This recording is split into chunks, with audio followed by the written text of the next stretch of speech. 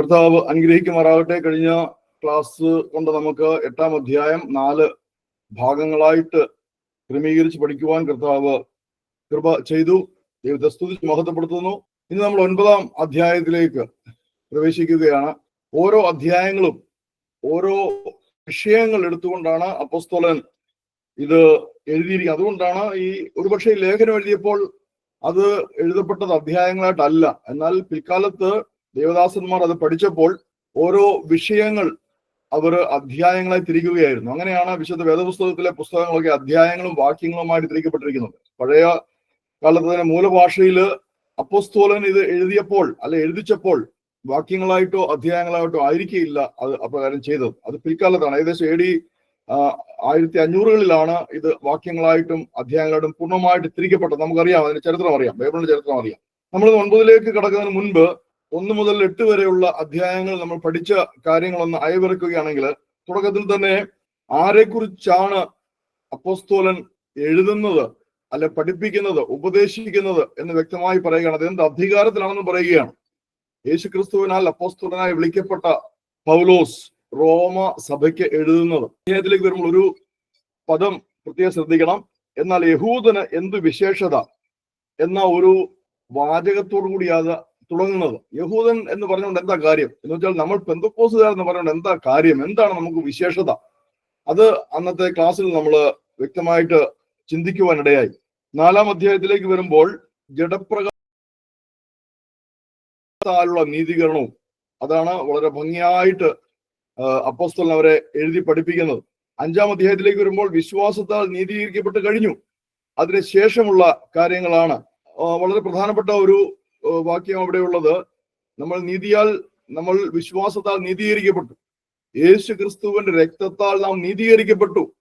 അതിനുശേഷം നാം നീതീകരിക്കപ്പെട്ടവരായി വിശ്വാസ ജീവിതത്തിൽ മുന്നേറുമ്പോൾ ദൈവകോപത്തിൽ നമ്മൾ എത്ര അധികം രക്ഷിക്കപ്പെടും എന്നുള്ള ഒരു പ്രത്യേകമായ വിഷയം 5-ാം അധ്യായം കൈകാര്യം ചെയ്യുന്നുണ്ട്. 6-ാം അധ്യായം വരുമ്പോൾ പാപത്തെക്കുറിച്ചുള്ള, ഇനിയും പാപം ചെയ്യുവാൻ കഴിയുമോ, രക്ഷിക്കപ്പെട്ട ഒരു ദൈവ പൈതലിന്, ക്രിസ്തുയേശുവിൽ ജീവിക്കുന്ന ഒരു ദൈവമകന്, ദൈവമകൾക്ക് ഇനിയും മുൻപ് തുടർന്നു വന്ന പാപപ്രവൃത്തികളിൽ ജീവിക്കുവാനായി സാധിക്കുമോ എന്നുള്ള ഒരു ചോദ്യമാണ്. പലരുടെയും ഉള്ളിൽ ഉയർന്ന ഒരു ചോദ്യമാണ്. അപ്പോൾ വ്യക്തമായി പറയുകയാണ്, സ്നാനത്തിലൂടെ യേശു ക്രിസ്തുവിന്റെ ശരീരത്തോട് ചേർന്നവരായ നാം ഇനി അത് ചെയ്യുവാൻ പാടില്ല. മനസ്സിലായോ? അപ്പോൾ ഞാൻ അതിനെക്കുറിച്ച് പറയുന്നുണ്ടായി. ഗ്രേസ് തിയോളജി എന്ന ഒരു തിയോളജി നമ്മുടെ യുവജനങ്ങളെ വളരെയധികം വഴിതെറ്റിക്കുന്ന ഒരു ശാസ്ത്രമാണ്. ദൈവശാസ്ത്രം എന്ന് വിളിക്കപ്പെടുന്ന ഒരു പ്രത്യേക തത്വത്തെ കുറിച്ച് ഞാൻ പറയാനുണ്ടായി. ഗ്രേസ് തിയോളജി എന്ന് പറയും. കാരണം കൃപയാലല്ലോ നാം വിശ്വാസത്താൽ രക്ഷിക്കപ്പെട്ടിരിക്കുന്നത്. We were saved by faith by the grace of God. ദൈവത്തിന്റെ വലിയ കരുണയാൽ, കൃപയാൽ അല്ലോ നാം രക്ഷിക്കപ്പെട്ടിരിക്കുന്നത്. അപ്പോൾ അതിനെ ബേസ് ചെയ്തിട്ട് ഈ അധ്യായം 6 എടുത്ത് കൂട്ടിക്കുഴച്ച് ഉണ്ടാക്കിയ ഒരു ശാസ്ത്രമാണ് ഈ ഗ്രേസ് തിയോളജി എന്ന് പറയുന്നത്. അല്ലാതെ രക്ഷയെക്കുറിച്ചുള്ള ഒരു ശാസ്ത്രമല്ല. നമ്മൾ മുൻപോട്ട് വന്നപ്പോൾ 7-ാം അധ്യായം ന്യായപ്രമാണത്തെ കുറിച്ച് നമ്മളൊരു പ്രത്യേക ക്ലാസ് തന്നെ എടുത്ത്, ന്യായപ്രമാണം എന്തിനു നൽകപ്പെട്ടു, ന്യായപ്രമാണം എന്താണ്, ന്യായപ്രമാണത്തിന്റെ നീതി എന്താണ്, ഇതൊക്കെ നമ്മൾ വളരെ ആഴത്തിൽ മനസ്സിലാക്കുവാൻ കർത്താവ് സഹായിച്ചു. 8-ാം അധ്യായം 4 ഭാഗങ്ങളായിട്ട് എടുത്തു. അതിൽ ഓരോ കാര്യവും നമ്മൾ പഠിച്ചു. ആത്മാവും ജഡവും ഈ 2 വിഷയങ്ങളാണ്. കാരണം നമ്മുടെ പ്രവൃത്തികളെ അപ്പോസ്തലൻ 2ആയിട്ട് തിരിക്കുകയാണ്. ആത്മാവിന്റെ പ്രവൃത്തികളും ജഡത്തിന്റെ പ്രവൃത്തികളും. ഇത് തമ്മിൽ എപ്പോഴും യുദ്ധമാണ്. അങ്ങനെ നമ്മൾ അതിൽ കുറച്ച് ആഴത്തിൽ പോയി മുന്നോട്ട്. പിന്നെ രക്ഷാഭദ്രത എന്നൊരു വിഷയം പ്രത്യേകം ഞാൻ എടുക്കുകയുണ്ടായി. എന്ന് വെച്ചാൽ നമ്മളുടെ രക്ഷ നഷ്ടപ്പെടുന്ന രക്ഷയല്ല, അത് നിത്യരക്ഷയാണ്. കർത്താവ് നമുക്ക് തന്നിരിക്കുന്നു, ദാനമായി തന്നിരിക്കുന്നു. അത് നഷ്ടപ്പെടുകയല്ല. പക്ഷേ മനുഷ്യന്റെ സ്വാതന്ത്ര്യം ഉപയോഗിച്ച് അതിനെ നഷ്ടപ്പെടുത്തുവാൻ സാധിക്കും. ഇത് വ്യക്തമായി മനസ്സിലാക്കണം. നിങ്ങൾ പലരും വാക്കുകൾ പറഞ്ഞു തെറ്റിക്കും. നഷ്ടപ്പെടുത്തുവാൻ സാധ്യതയുണ്ട്. പലരും നഷ്ടപ്പെടുത്തി. ആ നഷ്ടപ്പെടുത്തിയവരുടെ പേരുകളും വിവരങ്ങളും വിശുദ്ധ വേദപുസ്തകത്തിലുണ്ട്. അപ്പോൾ ഒരിക്കൽ രക്ഷിക്കപ്പെട്ട് കഴിഞ്ഞാൽ പിന്നെ കർത്താവിന്റെ വരവെങ്കിൽ എടുക്കപ്പെട്ടിരിക്കും എന്ന് പഠിപ്പിക്കുന്ന ഒരു പഠനശാഖയാണ് രക്ഷാഭദ്രത. അത് കാൽവിൻ എന്ന പേരുള്ള ഒരു ദേവദാസൻ, അന്ന് നല്ലൊരു ബൈബിൾ അധ്യാപകനും നല്ല ബൈബിൾ പണ്ഡിതനുമായിരുന്നു. അദ്ദേഹത്തിന്റെ ബുദ്ധിയിൽ ഉദിച്ച ഒരു ആശയമാണ് മുൻ നിയമിക്കപ്പെട്ടവരും മുൻ വിളിക്കപ്പെട്ടവരും മുൻ അറിയപ്പെട്ടവരും എന്നൊക്കെയുള്ള രീതിയിൽ വന്ന് ദൈവം ഒരുവനെ രക്ഷയ്ക്കായി വിളിച്ചുവെങ്കിൽ ദൈവം ലോകസ്ഥാപനത്തിന് മുൻപേ അവനെ അറിഞ്ഞവനാണ്. അവൻ രക്ഷിക്കപ്പെടുമെന്നും അവൻ സ്വർഗത്തിൽ ചേർക്കപ്പെടുമെന്നും ആ ദൈവത്തിന് മുന്നമേ അറിയും. അപ്പോൾ അങ്ങനെയുള്ളവരെ രക്ഷയിലേക്ക് വിളിക്കുന്നത്, ഈ രക്ഷയിലേക്ക് വിളിച്ചവർ മാത്രമേ രക്ഷിക്കപ്പെട്ടിട്ടുള്ളൂ. ഇങ്ങനെയൊക്കെയുള്ള ഒരു വല്ലാത്ത ശാസ്ത്രമാണ്, തിയോളജിയാണ് അദ്ദേഹം പഠിപ്പിച്ചത്. കാൽവിനിസം ആൻഡ് അർമേനിയനിസം, ഇത് രണ്ടും അറിഞ്ഞിരിക്കുന്നല്ല, പഠിക്കേണ്ട ആവശ്യമില്ല, അറിഞ്ഞിരിക്കുന്നതാണ്. ഒന്ന് കാൽവിനിസം, രണ്ട് അർമേനിയനിസം. ഇത് രണ്ടും ഓപ്പോസിറ്റ് ആണ്. ഈക്വൽ ആൻഡ് ഓപ്പോസിറ്റ് എന്ന് പറയുന്ന പോലെ ഇത് രണ്ടും അന്യോന്യം ചേരുന്ന കാര്യങ്ങളല്ല. കാരണം കാൽവിൻ പഠിപ്പിച്ചിരിക്കുന്നത് നമ്മെ മുന്നമേ കണ്ടിരിക്കുന്നുണ്ട്. ഇപ്പോൾ അൻസൻ രക്ഷിക്കപ്പെടുമെന്ന് ലോകസ്ഥാപനത്തിന് മുന്നമേ ദൈവം എഴുതി വെച്ചിരുന്നു. അങ്ങനെ വരുമ്പോൾ അൻസൻ നിത്യജീവന് പ്രാപിച്ചു കഴിഞ്ഞു എന്ന് എഴുതി വെച്ചിരിക്കുന്നു. അങ്ങനെ വരുമ്പോൾ അൻസൻ കർത്താവിന്റെ വരവിൽ എടുക്കപ്പെടുമെന്ന് എഴുതി വെച്ചിരിക്കുന്നു. അൻസൻ യേശു ക്രിസ്തു കുഞ്ഞാടോടുകൂടി പുത്തനാം യെരൂശലേമിൽ നിത്യവാസം ചെയ്യുമെന്ന് എഴുതി വെച്ചിരിക്കുന്നു. അതിനൊരു മാറ്റവുമില്ല. അതുകൊണ്ട് അൻസൻ എങ്ങനെ ജീവിച്ചാലും ഒരു പ്രശ്നവുമില്ല, കുഞ്ഞാടോടൊത്ത് പുതിയ യെരൂശലേമിൽ ജീവിക്കും എന്നുള്ള തരത്തിൽ മനുഷ്യനെ തെറ്റിദ്ധരിപ്പിക്കുന്ന ഒരു ശാസ്ത്രമാണ് അവരുടെ സോറ്റീരിയോളജി. എന്നുവെച്ചാൽ കാൽവിൻ പഠിപ്പിച്ച സോറ്റീരിയോളജി, രക്ഷാശാസ്ത്രം. എന്നാൽ അർമേനിയൻ പഠിപ്പിച്ച രക്ഷാശാസ്ത്രം അങ്ങനെയല്ല. അത് വളരെ മനോഹരമായ രണ്ട് വാക്കുകളാണ്. ഒന്ന് കാറ്റ് തിയറി, ഒന്ന് മങ്കി തിയറി. ഇത് നിങ്ങൾ കേട്ടിട്ടുണ്ടായിരിക്കാം. മാർജാര ശാസ്ത്രവും അതുപോലെ തന്നെ മർക്കട ശാസ്ത്രം. മർക്കടൻ എന്ന് പറഞ്ഞാൽ കുരങ്ങ്, മാർജാരൻ എന്ന് പറഞ്ഞാൽ പൂച്ച. കേട്ടോ, പുതിയ തലമുറയ്ക്ക് ഒരുപക്ഷെ ഈ വാക്കുകൾ അറിയില്ലായിരിക്കാം. മാർജാരൻ പൂച്ച, മർക്കടൻ കുരങ്ങ്. അപ്പോൾ മലയാളത്തിൽ, നല്ല മലയാളത്തിൽ അതിനെ മർക്കട ശാസ്ത്രമെന്നും മാർജാര ശാസ്ത്രം എന്നും പറയും. എന്ന് വെച്ചാൽ കാൽവിൻ പഠിപ്പിച്ചത് ഒരു പൂച്ച അതിന്റെ കുഞ്ഞിനെ അതിന്റെ കഴുത്തിൽ പിടിച്ച് കടിച്ചുകൊണ്ടാ പോകുന്നത്. ആ പൂച്ച പല മരച്ചിലകൾ ചാടിക്കിടക്കും, പല കെട്ടിടങ്ങൾ ചാടിക്കിടക്കും, മതിലുകൾ ചാടിക്കിടക്കും. എന്നാലും പൂച്ച പിടിപെടുകയില്ല. ഈ കുഞ്ഞ് പൂച്ചയുടെ ആ വായിൽ വളരെ സുരക്ഷിതമായിരിക്കും. പൂച്ച ഉദ്ദേശിക്കുന്നിടത്ത് ആ കുഞ്ഞിനെ എത്തിക്കും. ഇതാണ് മാർജാര ശാസ്ത്രം എന്ന് പറയുന്നത്, കാറ്റ് തിയറി എന്ന് പറയുന്നത്. എന്നാൽ അർമേനിയൻ പഠിപ്പിച്ച മർക്കട ശാസ്ത്രം, കുരങ്ങ് ശാസ്ത്രം എന്താണെന്ന് വെച്ചാൽ, കുരങ്ങ് ഈ കാര്യങ്ങളെല്ലാം ചെയ്യും. പക്ഷെ അപ്പോൾ കുരങ്ങിന്റെ കുഞ്ഞിനെ കടിച്ചെടുക്കുക. കുരങ്ങിന്റെ കുഞ്ഞ് ആ തള്ളയുടെ വയറ്റ് മാറോട് പറ്റി പിടിച്ചിരിക്കുകയാണ്. ഈ കുഞ്ഞ് വീഴുന്നില്ല, കുഞ്ഞ് പിടിച്ചിരിക്കുക. പക്ഷെ കുഞ്ഞ് പിടി വിട്ടാൽ താഴെ പോകും. മനസ്സിലായോ? അപ്പോൾ അതിനാണ് മാർജാര ശാസ്ത്രം എന്ന് പറയുന്നത്. ഇത് നിങ്ങൾ ഇൻട്രസ്റ്റിന് വേണ്ടി ഞാൻ പറഞ്ഞ കേട്ടോ. അതേക്കുറിച്ച് കൂടുതൽ അറിയണമെന്ന് ആഗ്രഹം ഉണ്ടെങ്കിൽ ഞാൻ അതേക്കുറിച്ച് ബൈബിൾ ക്ലാസ് ചെയ്തിട്ടുണ്ട്. ഞാൻ എന്റെ ലിങ്ക് അയച്ചു തരാം നിങ്ങൾക്ക്. സ്തോത്രം, കർത്താവ് അനുഗ്രഹിക്കട്ടെ. അപ്പോൾ ആ രക്ഷാഭദ്രതയും നമ്മൾ ഇതിനകത്ത് സ്പർശിച്ചു. 8-ാം അധ്യായത്തില് ദൈവസ്നേഹം ഈ പ്രപഞ്ചത്തിലെ എന്ത് കാര്യത്തിനും ക്രിസ്തുവിനോടുള്ള നമ്മുടെ സ്നേഹത്തിൽ നിന്ന് നമ്മെ വേർപിരിക്കാൻ സാധ്യമല്ല എന്ന് നമ്മൾ പഠിപ്പിച്ചു കഴിഞ്ഞ ക്ലാസ്സിൽ. 9-ാം അധ്യായത്തിലേക്ക് വരികയാണ്. ഞാൻ ക്രിസ്തുവിൽ സത്യം പറയുന്നു, ഞാൻ പറയുന്നത് ഭോഷ്കല്ല, എനിക്ക് വലിയ ദുഃഖവും ഹൃദയത്തിൽ ഇടപെടാതെ നോവുമുണ്ട് എന്ന് എന്റെ മനസാക്ഷി എനിക്ക് പരിശുദ്ധാത്മാവിൽ സാക്ഷിയായിരിക്കുന്നു. ഇവിടെ 9-ാം അധ്യായത്തിൽ വരുമ്പോൾ ആ സാഹചര്യം മുഴുവൻ ഇത്രയും നേരം പറഞ്ഞു വന്നതിൽ നിന്ന് തികച്ചും വ്യത്യസ്തമായ ഒരു ചുവടിലേക്ക് അപ്പോസ്തലൻ പ്രവേശിക്കുകയാണ്. എന്ന് വെച്ചാൽ അപ്പോസ്തലൻ തന്റെ ഹൃദയത്തിന്റെ വലിയ വേദനയെ റോമയിലുള്ള വിശ്വാസികളോട് വെളിപ്പെടുത്തുകയാണ്. എന്താ കാര്യം എന്നറിയാമോ? താഴോട്ട് വായിച്ചാൽ, ജഡപ്രകാരം എന്റെ ചാർച്ചക്കാരായ എന്റെ സഹോദരന്മാർക്ക് വേണ്ടി ഞാൻ തന്നെ ക്രിസ്തുവിനോട് വേർപെട്ട് ശാപഗ്രസ്തനാവാൻ ഞാൻ ആഗ്രഹിക്കാമായിരുന്നു. ഈ പൗലോസ് അപ്പോസ്തലൻ തന്നെ കർത്താവ് തന്നെ വിളിച്ചു. ബർന്നബാസ് തന്നെ കൂട്ടിക്കൊണ്ട് ഓരോ സഭകൾക്കും പരിചയപ്പെടുത്തി. അന്ന് സുവിശേഷം പ്രചരിപ്പിക്കപ്പെട്ടത് മുഴുവൻ യഹൂദന്മാരുടെ ഇടയിലാണ്. നമുക്കറിയാം, യെരൂശലേമിൽ പീഡനം ഉണ്ടായപ്പോഴും ചിതറി യാത്ര ചെയ്ത ശിഷ്യർ, ക്രിസ്തു ശിഷ്യർ, അവർ സഞ്ചരിച്ച് യഹൂദന്മാരോടാണ് സുവിശേഷം അറിയിച്ചത്. കാരണം അവര് സുവിശേഷം അറിയിക്കുന്നത് അവരുടെ ഹെബ്രായ അല്ലെങ്കിൽ അരമായ ഭാഷയിലാണ്. അവർക്ക് വേറൊന്നും അറിയില്ല. അപ്പോൾ അങ്ങനെ അവർ സഞ്ചരിച്ചുകൊണ്ട് യാത്ര ചെയ്യുമ്പോൾ ഈ ഭാഷയിൽ ആണ് അവർ ഇത് അറിയിക്കുന്നത്.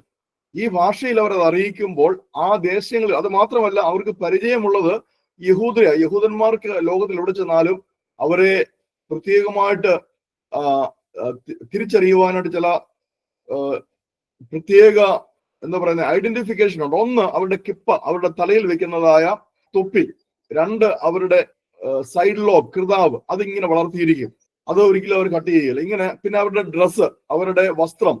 അപ്പോൾ ഒരു യഹൂദൻ ഏതൊരു രാജ്യത്ത് ചെന്നാലും അവൻ വഴിയിലൂടെ നടക്കുമ്പോൾ എതിരെ ഒരു യഹൂദൻ വന്നാൽ അവൻ അറിയാം അവൻ ഓടിച്ചെന്ന് അവനെ ശലോം എന്ന് പറഞ്ഞ് ചുംബിക്കും.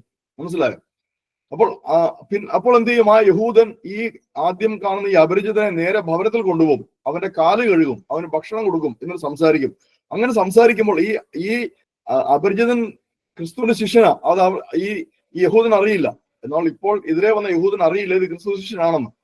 അപ്പോൾ സംസാര മധ്യേ യേശു ക്രിസ്തുവിനെ കുറിച്ച്, യേശു മശിഹയെ കുറിച്ച് സംസാരിക്കും, യേശു ക്രിസ്തുവിനോടുള്ള നിത്യരക്ഷയെ കുറിച്ച് സംസാരിക്കും. അപ്പോൾ ആ യഹൂദന്റെ ഹൃദയത്തിൽ പരിശുദ്ധാത്മാവ് പ്രവർത്തിച്ച ആ യഹൂദൻ യേശു ക്രിസ്തുവിനെ മശിഹയായിട്ട് സ്വീകരിക്കുന്നു. അങ്ങനെ ആ യഹൂദൻ ന്യായപ്രമാണത്തിൽ നിന്ന് വിടുതൽ പ്രാപിച്ച് ക്രിസ്തു ശിഷ്യനായി തീരുന്നു. ഇതാണ് AD ആദ്യ നൂറ്റാണ്ടില്, എന്ന് വെച്ചാൽ AD 30 മുതൽ ഇങ്ങോട്ട് സംഭവിച്ചതായ കാര്യം. അപ്പോൾ ഇവർ യാത്ര ചെയ്തതൊക്കെ യഹൂദന്മാരോടാണ് സുവിശേഷം അറിയിച്ചത്. പിന്നെ യഹൂദന്മാർ ഒരുപക്ഷെ അവർക്ക് ആ ദേശത്തെ ഭാഷ അറിയാം, അവര് അയൽവക്കക്കാരോട് ഇത് പറയും, അങ്ങനെ അയൽവക്കത്തേക്ക് ഇത് പരക്കുന്നു. അങ്ങനെയാണ് യേശു ക്രിസ്തുവിന്റെ സുവിശേഷം പരന്ന് നമ്മുടെ ഈ കൊച്ചു കേരളത്തിലും സുവിശേഷം എത്തിയത്. ഇത് നിങ്ങൾ മനസ്സിലാക്കണം കേട്ടോ. അപ്പോൾ പൗലോസ് അപ്പോസ്തലൻ തന്റെ ആദ്യ കാലത്ത് കർത്താവ് തന്നെ വിളിച്ചത് യഥാർത്ഥത്തിൽ ജാതികളോട് സുവിശേഷം അറിയിക്കുവാനാണ്.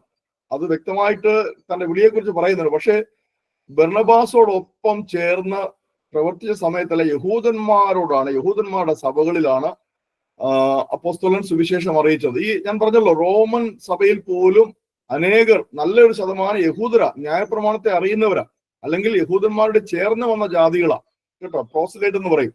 അപ്പോൾ അങ്ങനെയുള്ളവരോട് സുവിശേഷം അറിയിച്ചുകൊണ്ട് യാത്ര ചെയ്ത പൗലോസ് അപ്പോസ്തലൻ ഒരു കാര്യം മനസ്സിലായി, താൻ ഏറ്റവും ആദ്യം പീഡകൾ സഹിച്ചത്, തന്നെ വല്ലാതെ ഉപദ്രവിച്ചത് ഈ യഹൂദന്മാർ, തന്റെ സ്വന്തം സഹോദരങ്ങളാണ്. അപ്പോൾ പൗലോസ് അപ്പോസ്തലൻ ആഗ്രഹിച്ചു തന്റെ ചാർച്ചക്കാരും ബന്ധുക്കളുമായിരിക്കുന്ന യഹൂദന്മാർ 100% യേശുവിനെ അംഗീകരിക്കും, തന്നെ വിളിച്ച യേശുവിനെ അവർ അംഗീകരിക്കും, അവരെല്ലാം ന്യായപ്രമാണത്തിൽ നിന്ന് പൂർണ്ണ സ്വാതന്ത്ര്യം പ്രാപിച്ച് അവർ ക്രിസ്തു ശിഷ്യരാകും. അങ്ങനെ യേശു പറഞ്ഞിട്ട് പോയ ഞാൻ വേഗം വരുന്നു നിങ്ങളെ ചേർക്കുവാനായി എന്ന് പറയുന്ന കാര്യം തന്റെ ജീവിതകാലത്ത് തന്നെ സംഭവിക്കും. താൻ മരണം കാണുകയില്ല, ജീവിച്ചിരിക്കുന്ന അതേ ശരീരത്തിൽ താൻ എടുക്കപ്പെടും. ലോകത്തിന്റെ അറുതിയോളം, കാരണം യഹൂദന്മാർ ലോകത്തിന്റെ അറുതിയോളം ഒന്നുണ്ട്. ലോകത്തിലെ എല്ലാ വൻകരകളും യഹൂദന്മാരുണ്ട്. യെരുശലേമിൽ മാത്രമുള്ള യഹൂദന്മാരല്ലാതെ ബാക്കി എല്ലായിടത്തും യഹൂദന്മാരൊന്നുണ്ട് കേട്ടോ. അപ്പോൾ ലോകത്തിന്റെ അറുതിയോളം സുവിശേഷം എത്തും, കർത്താവ് വേഗം വരും, താൻ രൂപാന്തരപ്പെടും. ഇതൊക്കെയാണ് അപ്പോസ്തലൻ ജീവിച്ചിരിക്കുമ്പോൾ അപ്പോസ്തലന്റെ ഉള്ളിലെ ചിന്തകൾ കേട്ടോ. അപ്പോൾ പക്ഷേ തന്റെ വാർദ്ധക്യകാലം എടുക്കുന്തോറും അപ്പോസ്തലന് മനസ്സിലായി, ഈ യഹൂദന്മാര് എപ്രകാരം യേശു ജീവിച്ചിരുന്നപ്പോൾ യേശുവിനെ തള്ളിയോ അതിനേക്കാൾ ശക്തമായിട്ട് യേശു സ്വർഗാരോഹണം ചെയ്തു കഴിഞ്ഞ് യേശുവിനെ തള്ളിക്കളയുകയാണ്. അപ്പോസ്തലൻ വിചാരിച്ചതുപോലെ ഈ യഹൂദന്മാര് ഇത്രയും പ്രസംഗിച്ചിട്ടും ഇത്രയും എഴുതിയിട്ടും ഇത്രയും ഉപദേശിച്ചിട്ടും യഹൂദന്മാർ ആരും ചേർന്ന് വരുന്നില്ല. അവർ മാത്രമല്ല, ജാതികളിൽ നിന്ന് പോലും സഭയിൽ ചേർന്ന് വന്നവരെ നിങ്ങൾ പരിച്ഛേദന ഏറ്റെങ്കിൽ മാത്രമേ രക്ഷിക്കപ്പെടൂ എന്ന് പറഞ്ഞ സഭയിൽ നിന്ന് വലിച്ചുകൊണ്ട് പോകുന്ന ഒരവസ്ഥ. അങ്ങനെ യഹൂദ മതം ക്രിസ്തുവിന്റെ സുവിശേഷത്തിന് അതിഭയങ്കരമായ എതിരാളികളായി തീർന്നു. അപ്പോൾ അത് അപ്പോസ്തലന്റെ ഹൃദയത്തെ വല്ലാതെ നുറുക്കി, വല്ലാതെ മുറിച്ചു, വല്ലാതെ ഭാരപ്പെട്ടു. അതാണ് ഇവിടെ വ്യക്തമാക്കുന്നത്. ഞാൻ ക്രിസ്തുവിൽ സത്യം പറയുന്നു, ഞാൻ പറയുന്നത് ഭോഷ്കല്ല, എനിക്ക് വലിയ ദുഃഖമുണ്ട്, ഹൃദയത്തിൽ ഇടപെടാതെ നോവുമുണ്ട് എന്ന് എന്റെ മനസാക്ഷി എനിക്ക് പരിശുദ്ധാത്മാവിൽ സാക്ഷിയായിരിക്കുന്നു. എന്നിട്ട് മുന്നോട്ട് കാര്യങ്ങൾ പറയുകയാണ്. എന്നിട്ട് ഈ നമ്മൾ 3-ാം അധ്യായത്തിൽ വായിച്ചാൽ യഹൂദന് എന്ത് വിശേഷത, അന്ന് ഞാൻ പറഞ്ഞു അതിന്റെ ഉത്തരമുള്ളത് 9-ാം അധ്യായത്തിലാണ്. യഹൂദൻ എന്താണ് വിശേഷത? തുടർന്നുള്ള വാക്യങ്ങൾ നിങ്ങൾ വായിക്കണം. യഹൂദർക്ക് എന്തെല്ലാമാണ് വിശേഷത, ഞാൻ അതിലേക്ക് പോകുന്നില്ല. വളരെ പ്രധാനപ്പെട്ട ഒരു കാര്യം തുടർന്ന് പറയുകയാണ്. ഇസഹാക്കിൽ നിന്ന്, 7-ാം വാക്യം, ഇസഹാക്കിൽ നിന്ന് ജനിക്കുന്നവർ നിന്റെ സന്തതി എന്ന് വിളിക്കപ്പെടും, ഇസ്രായേല്യർ എന്നും അബ്രഹാമിന്റെ സന്തതിയാകിയാൽ എല്ലാവരും മക്കളെന്നും വരികയില്ല. ഇത് ഇന്നത്തെ കാലയളവില് നമ്മോടും നമ്മുടെ സുഹൃത്തുക്കളോടുമുള്ള വലിയൊരു ദൂതാണ്. നമ്മുടെ സുഹൃത്തുക്കൾ അനേകർ നാമധേയ ക്രൈസ്തവ സഭകളിലെ ക്രിസ്തു മതത്തിന്റെ ഭാഗമാണ്. നമ്മൾ ക്രിസ്തു മതത്തിന്റെ ഭാഗമല്ല കേട്ടോ, നിങ്ങൾ പ്രത്യേകം ഓർത്തണം. നമ്മൾ യാതൊരു മതത്തിന്റെയും ഭാഗമല്ല. മതത്തിൽ നിന്ന് സ്വാതന്ത്ര്യം പ്രാപിച്ചവരാണ് പെന്തക്കോസ്തുകാർ. പെന്തക്കോസ്ത് മതം എന്നൊരു മതമില്ല. പ്രിയമുള്ളവർ, ഇത് വളരെ ആഴത്തിൽ ഗ്രഹിക്കണം. നമ്മൾക്ക് മതമില്ല, നമ്മൾക്ക് മതപഠനമില്ല, നമുക്ക് മതപഠന ക്ലാസ്സുകളില്ല, നമുക്ക് മത ആരാധനയില്ല. മതം എന്ന ആ ഒരു വലിയ സംവിധാനത്തിൽ നിന്ന് പൂർണ്ണമായിട്ട് ക്രിസ്തുവേശു നമ്മെ സ്വതന്ത്രരാക്കി, മതത്തിന്റെ ആചാരത്തിൽ നിന്ന് സ്വതന്ത്രരാക്കി. അതുകൊണ്ടാണ് പറയുന്നത്, ഗലാത്യലേഖനത്തിൽ പറയുന്നത്, അടിമനുഖത്തിൽ നിങ്ങൾ വീണ്ടും കുടുങ്ങിപ്പോകരുത്. നമ്മൾക്ക് മതമില്ല, പക്ഷെ മതം പഠിപ്പിക്കുന്നു, മതത്തിൽ ഒരുവൻ അംഗമായി ചേർന്ന് കഴിഞ്ഞാൽ അവൻ ദൈവ പൈതലാണ്, സ്വർഗം അവന്റെ അവകാശമാണ്. അപ്പോൾ ഇവിടെ പൗലോസ് അപ്പോസ്തലൻ വളരെ വ്യക്തമായി പഠിപ്പിക്കുകയാണ്, നീ മതത്തിന്റെ ഭാഗമായതുകൊണ്ടോ, മതത്തിലുള്ള ഒരു കുടുംബത്തിൽ ജനിച്ചതുകൊണ്ടോ, മതഭക്തരായ മാതാപിതാക്കൾക്ക് ജനിച്ചതുകൊണ്ടോ നീ ദൈവമകനാവുകയില്ല, ദൈവ പൈതലാവുകയില്ല. നമ്മോടുള്ള ദൂത് എന്താണ്? പെന്തക്കോസ്തുകാരോട്. പെന്തക്കോസ്ത് അനുഭവത്തിൽ ജനിച്ചത് കൊണ്ടോ, പെന്തക്കോസ്ത് കൂട്ടായ്മയിൽ ജനിച്ചത് കൊണ്ടോ, പെന്തക്കോസ്ത് മാതാപിതാക്കൾക്ക് മകനായി മകളായി ജനിച്ചത് കൊണ്ടോ നീ ദൈവമകനോ ദൈവമകളോ ആകുന്നില്ല. നീ വാഗ്ദത്തത്താൽ ജനിക്കണം. എന്താണ് വാഗ്ദത്തം? പുത്രനിൽ വിശ്വസിക്കുന്നവന് നിത്യജീവനുണ്ട്. ഇതാണ് വാഗ്ദത്തം. അപ്പോൾ പെന്തക്കോസ് കുടുംബത്തിൽ ജനിച്ചതുകൊണ്ടായില്ല, യേശുക്രിസ്തുവിനെ സ്വന്തം കർത്താവും രക്ഷിതാവുമായിട്ട് ഏറ്റെടുത്ത് അതുവരെയുള്ള ആ നിമിഷം വരെയുള്ള തന്റെ പാപജീവിതത്തെ കുറിച്ച് മാനസാന്തരപ്പെട്ട് ദൈവത്തിലേക്ക് തിരിഞ്ഞ് ഇത് വായ കൊണ്ട് ഏറ്റുപറയുന്ന വ്യക്തിയാണ് രക്ഷിക്കപ്പെടുന്നത്. അങ്ങനെയുള്ള ഒരു വ്യക്തി ചെയ്യുന്ന അടുത്ത കാര്യമാണ് പിതാവിന്റെയും പുത്രന്റെയും പരിശുദ്ധാത്മാവിന്റെയും നാമത്തിൽ ജലത്തിൽ സ്നാനം.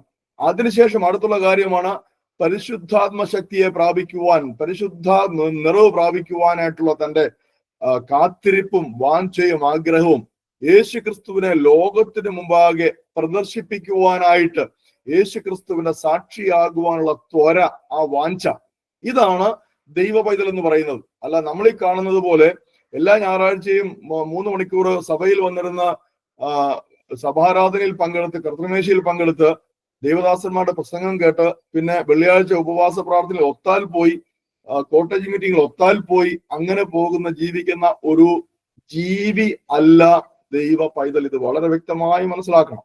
നമുക്ക് എന്ത് പ്രശ്നം ഉണ്ടാകും, പ്രയാസമുണ്ട്, നമ്മളെ ഒന്നാമത്തെ ഉദ്യമം എന്ന് പറയുന്നത് നമ്മുടെ ജീവിതം കൊണ്ട് ലോകത്തിന് മുമ്പാകെ യേശുക്രിസ്തുവിനെ കാഴ്ചവെക്കുക എന്നുള്ളതാണ്, പ്രദർശിപ്പിക്കുക എന്നുള്ളതാണ്. അതാണ് ദൈവ പൈതൽ ചെയ്യേണ്ടത്. മനസ്സിലായല്ലോ?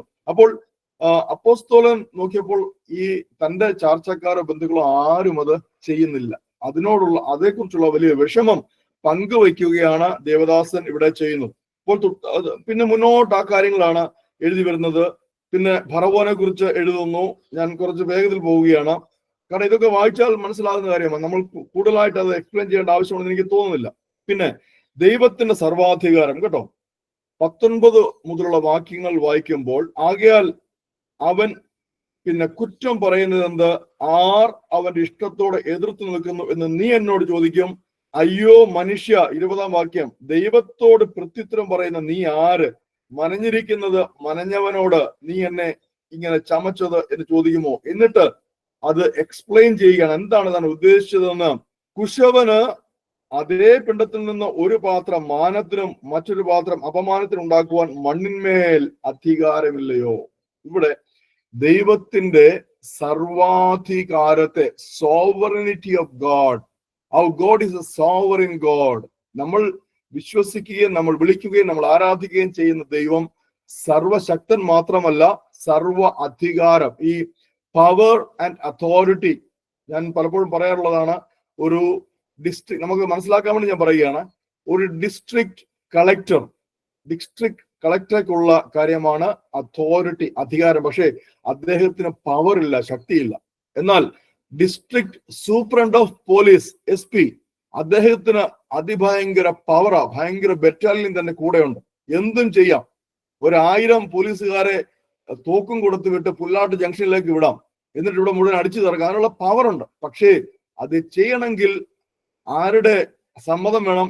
കളക്ടറുടെ സമ്മതം വേണം. അപ്പോൾ സൂപ്രണ്ട് ഓഫ് പോലീസിന് പവർ ഉണ്ട്, അധികാരമില്ല. ഇവർ രണ്ടും ചേരുമ്പോഴാണ് യഥാർത്ഥ ഭരണം നടക്കുന്നത്.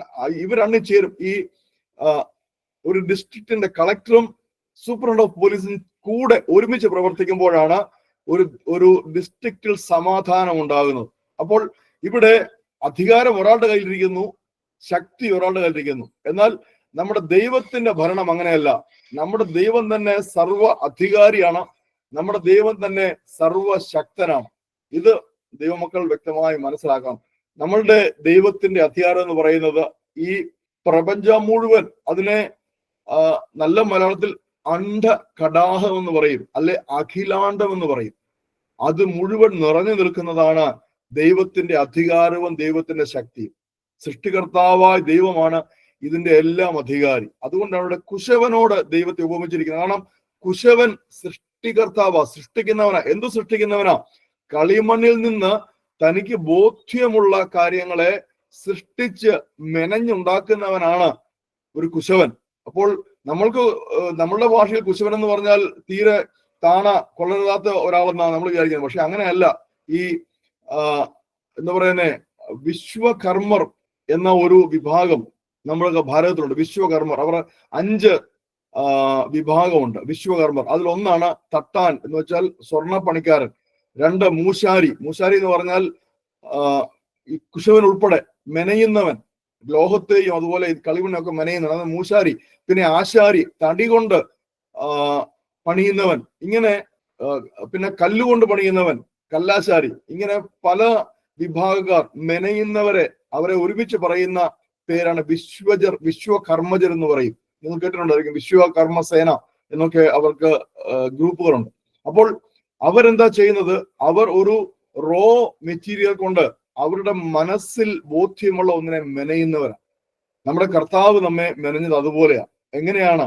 യാതൊരു രൂപവും യാതൊരു ഗുണവും ഇല്ലാതിരുന്ന പൊടിയെ നമ്മുടെ കർത്താവ് എടുത്തിട്ട് തന്റെ സ്വന്തം രൂപത്തിലും സാദൃശ്യത്തിലും നമ്മളെ മെനഞ്ഞു. മനുഷ്യനെ മെനയുക ചെയ്തത് കേട്ടോ. മനുഷ്യനെ സൃഷ്ടിക്കുകയല്ലായിരുന്നു, മനുഷ്യനെ മെനഞ്ഞു. മനുഷ്യനെ നിർമ്മിക്കുക എന്നുള്ള വാക്കാണ് യഥാർത്ഥ ഹീബ്രു വാക്കിൽ എഴുതിയിരിക്കുന്നത്. മനുഷ്യനെ നിർമ്മിക്കുകയായിരുന്നു. We were manufactured. ഓർത്ത് നോക്കിയേ. അപ്പോൾ അതിനൊരു ഡിസൈൻ ഉണ്ട്. ആ ഡിസൈൻ പ്രകാരം ദൈവം നമ്മളെ മെനഞ്ഞു. അപ്പോൾ കർത്താവ് മെനഞ്ഞപ്പോൾ എന്നെ എന്തിനാ ഇങ്ങനെ മെനഞ്ഞത്, എന്നെ അങ്ങനെ മെനഞ്ഞാൽ പോരായിരുന്നോ എന്ന് ചോദിക്കുവാൻ നമുക്ക് അധികാരമില്ല. അതാണ് ദൈവത്തിന്റെ സർവാധികാരം. കാരണം ദൈവം മെനയുന്നത് ദൈവത്തിന്റെ ഇച്ഛപ്രകാരവും ദൈവത്തിന്റെ ഇഷ്ടപ്രകാരവും ദൈവത്തിന്റെ ഉപയോഗത്തിനു വേണ്ടിയാണ്. മനസ്സിലായോ? അപ്പോൾ ഈ ഉപയോഗത്തിനു വേണ്ടി, ഉദാഹരണത്തിന് നമ്മുടെ വീട്ടിലുള്ള പഴയ വീടുകൾ കാണാം, കിണ്ടി എന്ന് പറയും. നമ്മുടെ ഓടുകൊണ്ടുള്ള കിണ്ടി. അതിന് ഒരു വലിയ വാലും ഒരു വായും ഒക്കെ ഉണ്ട്. അപ്പോൾ ഈ കിണ്ടിക്ക് ഒരിക്കലും ചോദിക്കാൻ പാടില്ല അത് ഉണ്ടാക്കിയ മൂശാരിയോട്, നീ എന്തിനാ എന്നെ എങ്ങനെ ഉണ്ടാക്കിയത്, എനിക്ക് എന്തിനാ വാല് തന്നത്, എനിക്ക് വാല് വേണ്ടായിരുന്നു എന്ന് പറയാൻ പറ്റുമോ? കാരണം ആ മൂശാരി ഇതിനെ വാർത്തെടുത്ത് ഉണ്ടാക്കിയത് വരുന്നവരുടെ കൈയും പാദങ്ങളും കഴുകാൻ വേണ്ടിയാ. അതിനകത്ത് വെള്ളം എടുത്ത് വെച്ചിട്ട് ഒരു ശുദ്ധീകരണ കലശമായിട്ടാണ് അതിനെ ഉണ്ടാക്കിയത്. അതിനുവേണ്ടി അതിന്റെ ഉദ്ദേശം അതിനായിരുന്നു. അപ്പോൾ അങ്ങനെ മാത്രമേ അതിനെ ഉണ്ടാക്കാൻ പറ്റൂ. അങ്ങനെ തന്നെ ഉണ്ടാക്കണം അതിനെ. അപ്പോൾ തിരികെ ചോദിക്കാൻ പറ്റില്ല. അപ്പോൾ ഇത് തന്നെയാണ് അപ്പോസ്തലൻ വ്യക്തമായി ഇവിടെ പറഞ്ഞിരിക്കുന്നത്. നാം ഒരിക്കലും നമ്മുടെ ദൈവത്തിന്റെ സർവാധികാരത്തെ ചോദ്യം ചെയ്യുന്നവർ ആയി തീരരുത്. ഇത് വളരെ വ്യക്തമായി ദൈവമക്കൾ മനസ്സിലാക്കണം. നമ്മുടെ ജീവിതത്തിൽ കഷ്ടപ്പാടുകളും പ്രയാസങ്ങളും ഒക്കെ ഉണ്ടാകുമ്പോൾ, നമ്മൾ വല്ലാതെ പ്രയാസത്തിലാകുമ്പോൾ ഒരിക്കലും നമ്മൾ ദൈവത്തോട് മറുചോദ്യം ചോദിക്കരുത്. ദൈവമേ, എന്നെ എന്തിനിങ്ങനെ കഷ്ടപ്പെടുത്തുന്നു, എന്നെ എന്തിനിങ്ങനെ പണിഞ്ഞു, എന്നെ എന്തിനിങ്ങനെ സൃഷ്ടിച്ചു, എന്നെ അങ്ങ് എടുത്തുകൂടാ എന്ന് ചോദിക്കരുത്. കാരണം കർത്താവിന് നമ്മെ ഓരോരുത്തരെയും കുറിച്ച് വളരെ വ്യക്തമായ ബോധ്യമുണ്ട്. നാം എവിടെ ചെന്ന് ചേരണം, നമ്മെ കൊണ്ട് എന്താണ് കർത്താവിന് ചെയ്യുവാനുള്ളത്. ഒരുപക്ഷെ ഒരാളുടെ ജീവൻ രക്ഷിക്കാനായിരിക്കും, നമുക്കറിയില്ല. ഞാൻ പലപ്പോഴും പറയാറുണ്ട്, ഞങ്ങളെ ഏൽപ്പിച്ചിരിക്കുന്ന ശുശ്രൂഷ ഈ ആത്മഹത്യാ പ്രേരണയുള്ളവരിടയ്ക്ക് പ്രവർത്തിക്കുക. അനേകരെ കഴിഞ്ഞ വർഷങ്ങളായിട്ട് കർത്താവ് ഞങ്ങളുമായി ബന്ധിപ്പിച്ച് അവരിന്ന് കുടുംബമായിട്ട് സന്തോഷത്തോടെ ജീവിക്കുന്നു. 2-3 മീറ്റർ കയറില് ജീവൻ കളയുവാനായിട്ട് തയ്യാറായി നിന്ന യുവ സഹോദരങ്ങളാണ്. ഒന്ന് ഓർത്തു നോക്കി. അപ്പോൾ ദൈവം ഞങ്ങളെ മെനഞ്ഞിരിക്കുന്ന അതിനു വേണ്ടിയാ, അല്ലെ എന്നെ മെനഞ്ഞിരിക്കുന്ന അതിനു വേണ്ടിയാ. അതെനിക്ക് ബോധ്യമായി കഴിഞ്ഞു. അപ്പോൾ കർത്താവെ, ഞാനെന്തിനാ അങ്ങനെ ചെയ്യുന്നത്, എനിക്ക് വേറെ എന്തെല്ലാം കാര്യങ്ങളുണ്ട് എന്ന് പറഞ്ഞ് പോവുകയല്ല വേണ്ടത്.